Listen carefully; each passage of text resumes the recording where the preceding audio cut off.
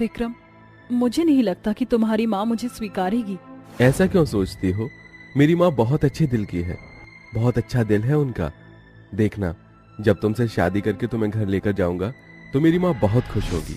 मनीषा ये सुनकर चुप हो जाती है, जिसके बाद विक्रम मनीषा से शादी करके उसे अपने साथ अपने घर ले आता है, जहाँ उसकी माँ मनीषा को देखते ही हैरान हो जाती है। अरे, कौन है बेटा ये लड़की, इसे घर पर ले आया है? माँ, ये आपकी बहू है। पैर छू लो मनीषा माँ के। जैसे ही मनीषा अपनी सास के पैर छूने के लिए आगे बढ़ती है, संतोष एकदम से पीछे हो जाती है और गुस्से से कहती है, कोई सास नहीं हूँ मैं, मेरे पैर छूने की तुझे कोई जरूरत नहीं। और हाँ बेटा, तूने बिना पूछे मुझसे शादी की कैसे? मैं इस लड़की को अपने घर की बहू कभी स्वीकारने नहीं वाली हूँ। माँ, आप ऐसा क्यों बोल रही हो? मनीषा बहुत अच्छी लड़की है, वो आपका भी ख्याल रखेगी और घर का भी ख्याल रखेगी। आपको किसी भी चीज की परेशानी नहीं होने देगी। गरीब घर की लड़की मेरी बहू कैसे बन सकती है? तूने एक बार भी नहीं सोचा? अरे कहाँ से लेकर आ गया तू इस गरीब लड़की को? किस खानदान की है, क्या कास्ट है, कैसी जगह से आई है, क्या पता है इसका? मैं हूँ माँ इसका सब कुछ। ये अनाथ है, इसका इस दुनिया में कोई नहीं और बहुत गरीब है। आप इसे इस घर के अंदर नहीं आने दोगी तो ठीक है, मैं भी इसके साथ ये घर छोड़कर जा रहा हूँ। आप इस घर में खुश रहो। विक्रम ऐसा कहकर घर छोड़कर जाने लगता है। अपनी आंखों के सामने जब वह अपने बेटे को जाते हुए देखती है तो संतोष की ममता उमड़ आती है और वह अपने बेटे और बहू को रोक लेती है। उसी दिन के बाद से मनीषा घर की सभी जिम्मेदारियों को अच्छे से समझती है और अपनी सास का अच्छे से ख्याल भी रखने लगती है। अरे माँ जी, क्या कर रही हो आप? अभी तक सोई नहीं हो? मैं आपके हाथ पैर में तेल लगा देती हूँ। मनीषा इस तरह अपनी सास की अच्छे से सेवा पानी करती है, जिसके चलते संतोष के मन से अमीर और गरीब का ख्याल और भेदभाव मन से निकल जाता है। इसी के चलते कुछ महीनों बाद संतोष का छोटा बेटा राजीव एक दिन उसके पास आता है और उससे कहता है, माँ, मैं एक लड़की से बहुत प्यार करता हूँ। मैं आपको बिना बताई शादी नहीं करना चाहता था, इसलिए आपको बता रहा हूँ। वो लड़की अच्छे परिवार से है, अगर आप कहो तो मैं आपको उससे मिलवा दूँ। राजीव की बात सुनने के बाद संतोष उसकी पसंद की लड़की से मिलने के लिए तैयार हो जाती है, जिसके बाद राजीव अपनी पसंद की लड़की पायल को अपनी माँ से मिलवाता है। पायल बहुत अमीर थी और इसी बात का उसे घमंड भी था, लेकिन अमीरी के चलते संतोष बिना सोचे समझे ही अपने बेटे की शादी का रिश्ता पायल से कर देती है। कुछ ही दिनों में पायल शादी करके संतोष के घर आ जाती है, जहां वह अपनी जेठानी और अपनी सास का इतना ज्यादा प्यार देखकर जलने लगती है। अच्छा, तो ये बात है, मेरी सास और मेरी जेठानी में कुछ ज्यादा ही बनती है, लेकिन मेरे रहते ऐसा मैं होने नहीं दूंगी। मैं इनके बीच फूट डाल कर ही रहूंगी। उस दिन के बाद से पायल अपनी सास को अपनी गरीब जेठानी के चलते बहुत ज्यादा भड़काने लगती है। अरे माँ जी, आप यहाँ बैठी हो, वहाँ आपकी बड़ी बहू आपकी सहेलियों के साथ बहुत सारी चुगली कर रही है आपकी। अरे ये गरीब घर के लोग होते ही ऐसे, यहाँ वहाँ हम अमीर लोगों की चुगलियाँ करते हैं। पायल की बात सुनकर संतोष जैसे ही अपनी बड़ी बहू को देखती है, वह उसकी सहेलियों के साथ बहुत हंसते हुए बात कर रही होती है, जिसके चलते संतोष को उसके ऊपर थोड़ा सा शक होता है। इसी प्रकार पायल दिन प्रतिदिन रोजाना अपनी सास के कान भरती ही रहती है, जिसकी वजह से अब संतोष के मन में अपनी अमीर बहू के प्रति ज्यादा प्यार होने लगता है और बड़ी बहू के लिए प्यार कम होने लगता है। एक दिन पायल रसोई में गैस ऑन करके छोड़ देती है और वहीं पर काम करने लगती है। तभी संतोष को बदबू आती है और वह रसोई में पहुंच जाती है। पायल रुक जा, तुझे पता है यहाँ पर गैस की कितनी स्मेल आ रही है? एक चिंगारी भी पूरे घर को राख कर सकती है। संतोष गैस सिलेंडर चेक करती है तो उसमें थोड़ी सी गैस लीक हो रही होती है, जिसे संतोष बंद कर देती है। कुछ ही देर बाद गैस की सारी स्मेल खिड़की और दरवाजों के सहारे से बाहर निकल जाती है। पायल बहू, तुझसे पहले रसोई में काम कौन कर रहा था जिसने गैस पर जरा भी ध्यान नहीं दिया? माँ जी, मेरे आने से पहले तो यहाँ पर जेठानी जी काम कर रही थी। क्या उन्होंने जानबूझकर ऐसा किया? कहीं वो मुझे मारना तो नहीं चाहती? ये सुनते ही संतोष को बहुत तेज गुस्सा आता है और वह जोर जोर से चिल्लाते हुए अपनी बड़ी बहू को बुलाती है। मनीषा, अरे मनीषा की बच्ची, कहाँ है तू? जल्दी से यहाँ पर आ। मनीषा फौरन अपनी सास के पास आती है। क्या हुआ माँ जी, सब ठीक तो है? आप मुझे क्यों आवाज लगाकर बुला रही थी, वो भी इतनी जोर से चिल्लाकर? अरे तू मेरी बहू को मारना चाहती है क्या? तूने गैस खुली छोड़ दी, तेरी वजह से आज मेरी बहू का पता नहीं क्या हाल हो जाता। क्या तू उसकी अमीरी से जलती है? हाँ माँ जी, मुझे तो ऐसा ही लगता है। अब तो मुझे अपनी जान का बहुत खतरा लगता है। आप इस घर का बंटवारा क्यों नहीं कर देती हो? संतोष पायल की बातों में आ जाती है और घर का बंटवारा कर देती है। बेचारी मनीषा रोती रह जाती है और उसकी सफाई में संतोष उसकी एक नहीं सुनती, जिसके चलते अमीर देवरानी के हिस्से में घर का पूरा हिस्सा आ जाता है। सारी अच्छी अच्छी चीज उसी को मिलती है। तो वहीं दूसरी तरफ पायल को घर में केवल एक कमरा दिया जाता है, जो कि बहुत ज्यादा टूटा फूटा होता है। मनीषा बेचारी को इस एक कमरे के अंदर अपना खाना पीना और बाकी के सारे काम भी करने पड़ते हैं। तो वहीं पूरे घर की मालकिन पायल बन जाती है। वहीं दूसरी तरफ संतोष पायल से कोई भी काम कहती तो पायल उसे मना कर देती। अरे आपको दिक्कत क्या है? कभी कुछ तो कभी कुछ मुझे काम बताती ही रहती हो। मैं क्या यहाँ आपके काम करने के लिए आई हूँ? मैं अपनी नाइट पार्टी के लिए जा रही हूँ, अभी मैं आपका कोई काम नहीं सुन सकती। ऐसा कहकर पायल वहाँ से चली जाती है। एक ग्लास पानी ही तो मांगा था अपनी अमीर बहू से, लेकिन देखो किस तरह मुझे मना करके चली गई। अरे पानी के लिए तो कोई दुश्मन भी किसी को मना नहीं करता। इससे अच्छी तो मेरी बड़ी बहू है, गरीब है लेकिन दिल की बहुत अच्छी है। उस दिन के बाद से संतोष अपनी बड़ी बहू मनीषा के साथ उस एक कमरे में ही रहने लगती है, जहाँ मनीषा उसकी पहले की तरह देखरेख भी करती है और उसके साथ अच्छे से रहती है। अब पायल घर की बहुत ज्यादा बेकदरी कर देती है, यहाँ तक कि वह अपने पति राजीव के लिए खाना तक नहीं बनाती, जिससे राजीव बहुत ज्यादा परेशान हो जाता है और एक दिन गुस्से में पायल से कहता है, क्या हालत बना रखी है तुमने घर की? अरे कम से कम घर की साफ सफाई तो तुम कर सकती हो। ऊपर से ना तो तुम सुबह नाश्ता देती हो और ना ही रात को।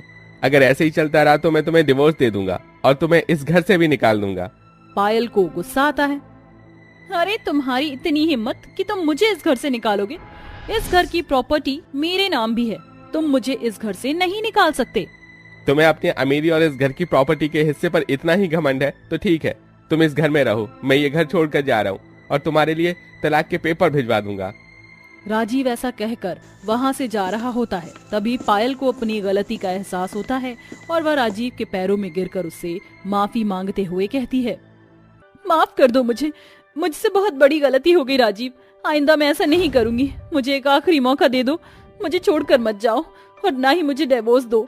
मैंने जो गलती की मैं उसे सुधारूंगी। पायल को अपनी गलती का पछतावा करते हुए देख राजीव उसे माफ कर देता है, जिसके बाद पायल अपनी सास और अपनी जेठानी से माफी मांगती है और अपनी सास से बंटवारा खत्म करने के लिए कह देती है, जिसके बाद संतोष घर का बंटवारा खत्म कर देती है।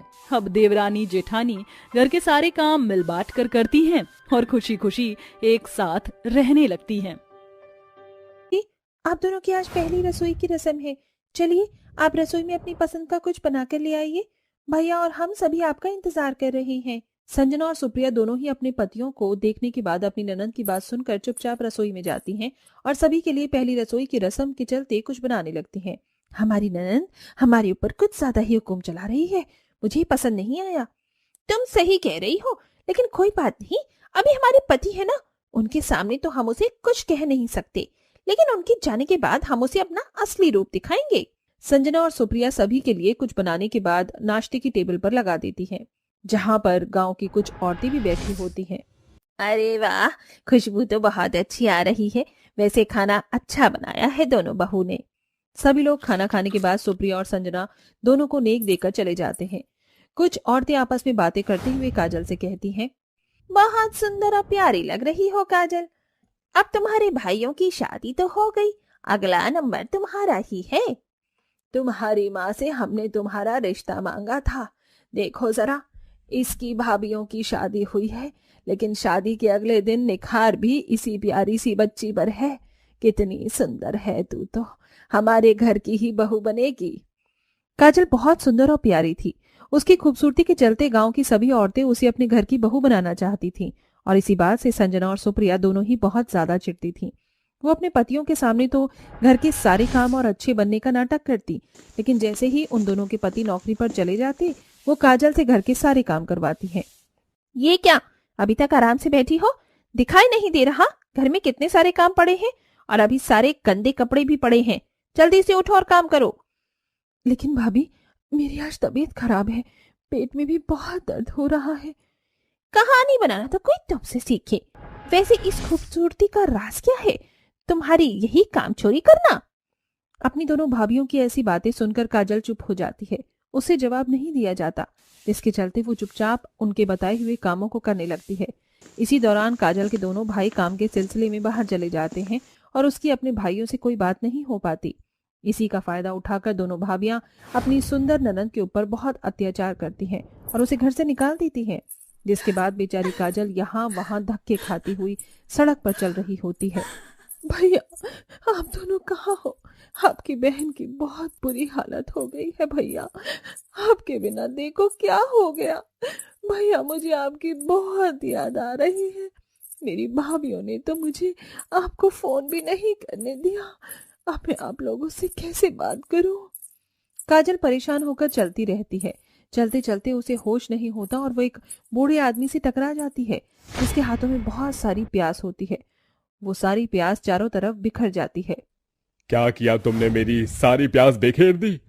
चलो जल्दी से आ, अभी इन्हें उठाने में मेरी मदद करो, नहीं तो यहाँ पर लोग मेरी प्यास पर टूट पड़ेंगे और सब उठा लेंगे। उस बूढ़े आदमी के कहने पर काजल उसकी मदद करती है और सारी प्याज उठाकर उसको दे देती है। पता नहीं कहाँ खोकर चली जा रही हो। अरे रास्ते का ध्यान रखो भाई, हम जैसे इंसान भी सड़क पर चलते हैं। तुम्हें पता है ना प्याज कितनी महंगी हो रखी है, नुकसान करवा दिया मेरा।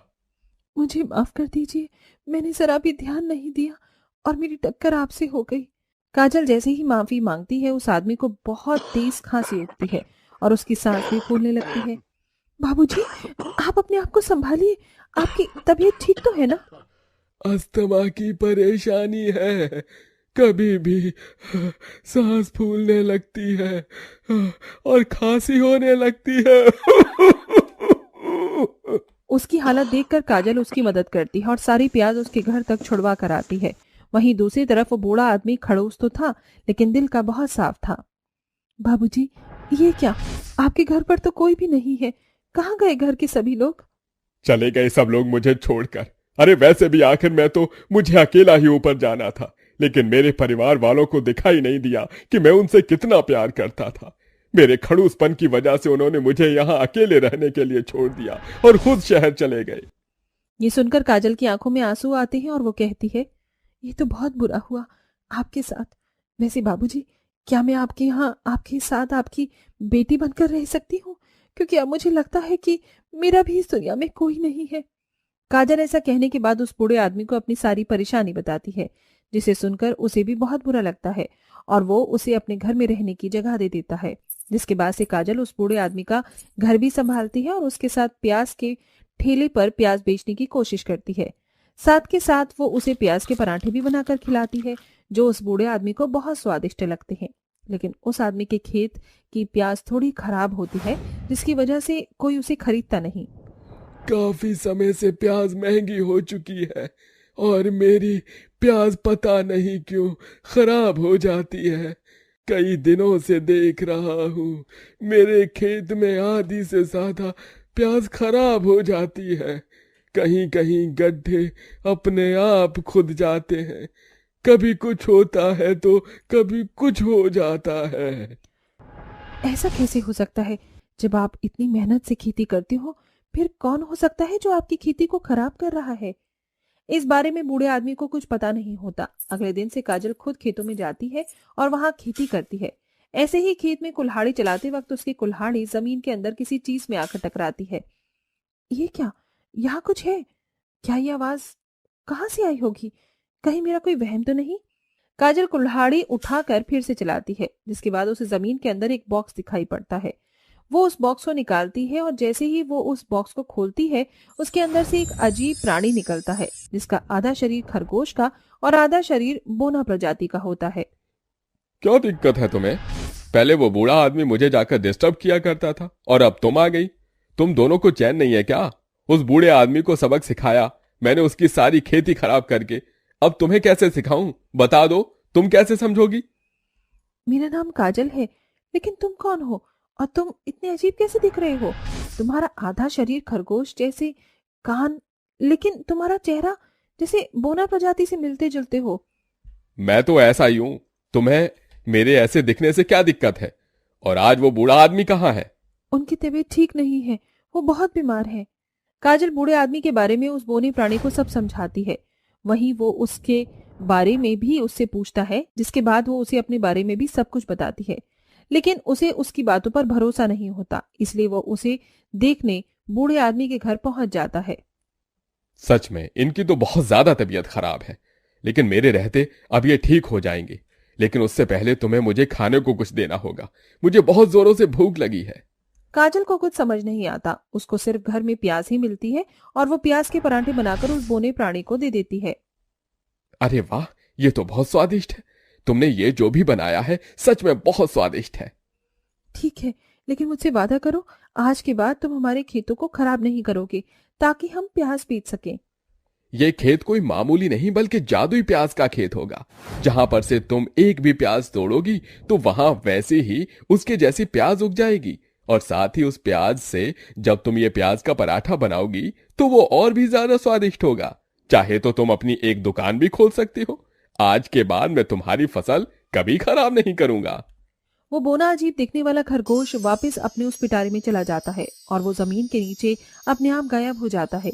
वहीं खेत के अंदर प्याज उग जाती है और काजल जहां से भी प्याज तोड़ती है वहां अपने आप प्याज उग जाती है। उन प्याज से वो प्याज के पराठे बनाती है और रेड़ी लगाकर बेचना शुरू कर देती है। लोगों को प्याज के पराठे बहुत पसंद आते हैं। इसी के चलते जादुई पराठे, वो भी प्याज के, बहुत चलते हैं और वो अच्छा खासा पैसा कमाने लगती है। वहीं दूसरी तरफ वो उसे बूढ़े आदमी का इलाज भी करवाती है और उसे ठीक कर देती है। बहुत अच्छी हो बेटी तुम। आज तुम्हारी वजह से मेरी सारी परेशानियां दूर हो गईं।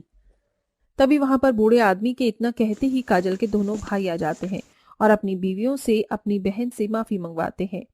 संजना और सुप्रिया दोनों ही काजल से माफी मांगती हैं और उसे अपने साथ ले जाने के लिए कहती हैं। माफ कर दो ननन जी, हमने तुम्हारे साथ बहुत गलत किया। तुम्हारे भैया को जब इसके बारे में पता चला तो उन्होंने हमें खूब डांटा और समझाया। हमसे भूल हो गई, हम विनती करते हैं हमारे साथ घर वापस चलो। आज के बाद दोबारा कभी ऐसा नहीं होगा। अपने परिवार को वापस से देखकर काजल बहुत खुश होती है, जिसके बाद वो बूढ़ा आदमी खुशी खुशी से उसे जाने के लिए कह देता है। अब काजल अपने परिवार के साथ खुशी खुशी रहती है और इधर वो बूढ़ा आदमी जादुई प्याज के जादुई पराठे बेचकर अपना गुजारा करता है और आराम से रहने लगता है।